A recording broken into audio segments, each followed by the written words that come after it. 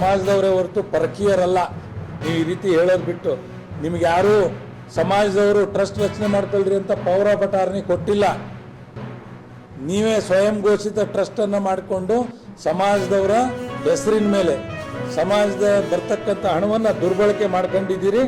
ಸಮಾಜ ಇರೋದು ನಿಮ್ಮ ಜೊತೆಯಲ್ಲಿ ಯಾರಿದಾರಲ್ಲ ಅವರೆಲ್ಲರೂ ನುಸುಳುಕೋರ್ರೆ, ಅವರೆಲ್ಲ ನುಸುಳುಕೋರ್ರು. ಯಾರೂ ದಾನ ಕೊಟ್ಟಿಲ್ಲ, ಧರ್ಮ ಮಾಡಿಲ್ಲ, ಅವರು ಟ್ರಸ್ಟಿಗಳಾಗಿದ್ದಾರೆ ಅಷ್ಟೇ. ಇವತ್ತು ನಾವು ನಿಮಗೆ ಅಂತಿಮವಾಗಿ ಹೇಳೋದಿಷ್ಟೇ, ನೀವು ಕಳ್ಳರ ಜೊತೆಯಲ್ಲಿ ಸಹವಾಸ ಮಾಡ್ತಾ ಇದ್ದೀರಿ. ಉಮಾಪತಿಯವರೇ, ನೀವು ಸಮಾಜದ ಹಣವನ್ನು ಲೂಟಿ ಮಾಡಿದವ್ರ ಜೊತೆ ಇದ್ದೀರಿ. ಅವ್ರು ಯಾರು ಅಂತ ನೀವೇ ಹೇಳಿ ಅವರನ್ನ ಹೊರಗಾಕಿ. ಇಲ್ಲದೆ ಇದ್ರೆ ಆ ಕಳಂಕ ನಿಮ್ಮ ಮೇಲೆ ಬರ್ತದೆ. ಮತ್ತೆ ಸಮಾಜದಲ್ಲಿ ಸಂಘರ್ಷಕ್ಕೆ ದಾರಿ ಮಾಡಿಕೊಡ್ಬೇಡ್ರಿ ಅನ್ನೋದನ್ನು ನಾನು ಈ ಸಂದರ್ಭದಲ್ಲಿ ಹೇಳಿ, ಇವತ್ತು ಏನು ಇಲ್ಲೇ ಬಂದು ಅನೇಕರು ಪ್ರೆಸ್ ಮೀಟ್ ಮಾಡಿದ್ದಾರೆ. ನಾವು ಸ್ವಾಮೀಜಿನ ದರದರನೆ ಎಳೆದು ಹೊರಗಾಗ್ತೀವಿ, ನಾವು ಹಂಗೆ ಮಾಡ್ತೀವಿ, ಹಿಂಗೆ ಮಾಡ್ತೀವಿ. ಸ್ವಾಮೀಜಿಗೆ ಆಗಲೇ ಹಲ್ಲೆ ಮಾಡಲಿಕ್ಕೆ ಸಂಚು ರೂಪಿಸಿದ್ದಾರೆ. ಹಾಗಾಗಿ ಸ್ವಾಮೀಜಿಗೆ ಹೆಚ್ಚಿನ ಭದ್ರತೆಯನ್ನು ಒದಗಿಸಬೇಕು ಅಂತ ಹೇಳಿ, ಅವ್ರಿಗೆ ರಾಜ್ಯದಾದ್ಯಂತ ಸಂಚಾರ ಮಾಡಿದಾಗ ತೊಂದರೆ ಆಗಬಾರ್ದು ಅಂತ ಹೇಳಿ ನಾವು ಮುಖ್ಯಮಂತ್ರಿಗಳಿಗೆ ಅವರು ಮನವಿಯನ್ನು ಮಾಡಿದ್ದಾರೆ.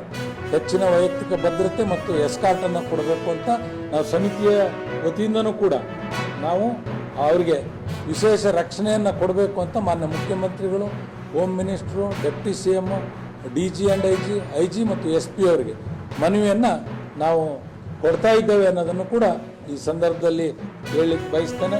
ಉಮಾಪತಿಯವರೇ, ನೀವು ಒಳ್ಳೆಯವರು ಇರ್ಬೋದು, ಆದರೆ ನಿಮ್ಮ ಜೊತೆಯಲ್ಲಿ ಇರ್ತಕ್ಕಂಥವ್ರು ಯಾರೂ ಸರಿ ಇಲ್ಲ, ನಮಗೆ ಗೊತ್ತಿದೆ.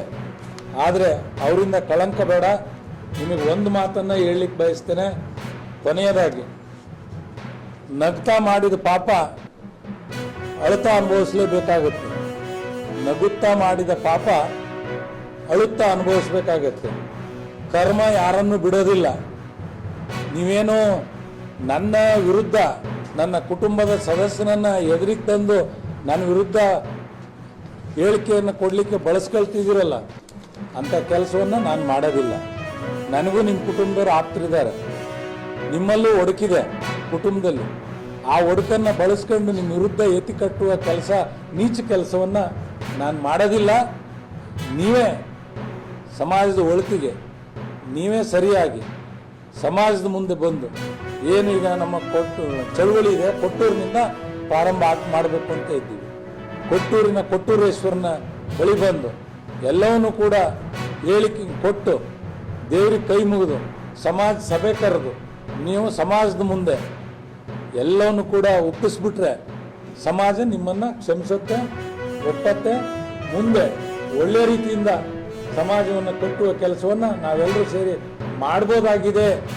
ಈ ಪದೇ ಪದೇ ನಿಮ್ಮ ಪ್ರವೃತ್ತಿ, ಹವ್ಯಾಸ, ನಿಮ್ಮ ಸಂಸ್ಕೃತಿ 8 ವರ್ಷಕ್ಕೊಂದು ಸರಿ ಸ್ವಾಮೀಜಿಗಳನ್ನು ಬದಲಾವಣೆ ಮಾಡುವ ಸಂಸ್ಕೃತಿ ಏನಿದೆಯಲ್ಲ, ಇದಕ್ಕೆ ಇತಿಶ್ರೀ ಆಡ್ರಿ. ಇಲ್ಲದೇ ಇದ್ದರೆ ಸಮಾಜ ನಿಮ್ಮನ್ನು ಶಪಿಸುತ್ತೆ.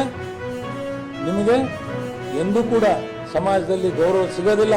ನೀವೇನು ಕುಡುಕರಂದಿದ್ದೀರಿ, ನೀವು ಸಮಾಜಕ್ಕೆ ಕ್ಷಮೆ ಕೇಳಬೇಕು ಅನ್ನೋದನ್ನು ನಾನು ಈ ಸಂದರ್ಭದಲ್ಲಿ ಹೇಳಲಿಕ್ಕೆ ಬಯಸ್ತೇನೆ.